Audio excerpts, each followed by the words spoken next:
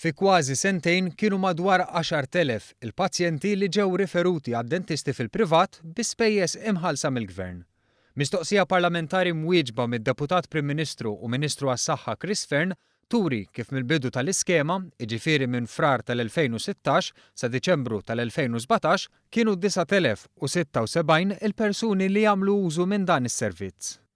Din l-iskema li fiha id-Dipartiment idaħħal il-pazjenti skont il-ħtieġa fisret tnaqqis qawwi fil-lista ta' stennija kif spjegalna iċ-Chairman Kliniku tad-Dipartiment tad-Dentistrija f'Mater Dei, Dr. Kevin Mulligan.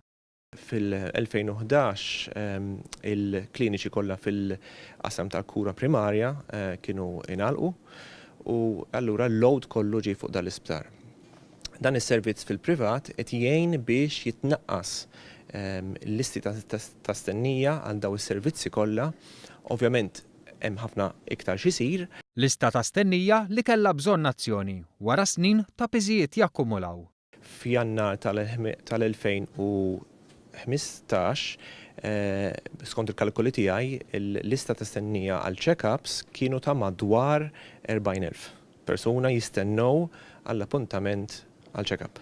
Fl-aħħar kalkoli li għamilna il-lista ta' stennija għal check-ups issa tnaqset għal madwar 16,000. Fil-fatt, id-Dipartiment tad-Dentistrija huwa biżel ferm, hekk kif fl-2017 ra total ta' 11,113 referral.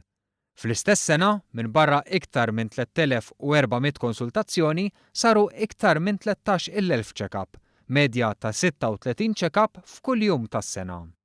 Flimkien ma' dawn, fl-2016 kien hemm 27,600 persuna li għamlu użu mis-servizzi tad-dentistrija b'urġenza.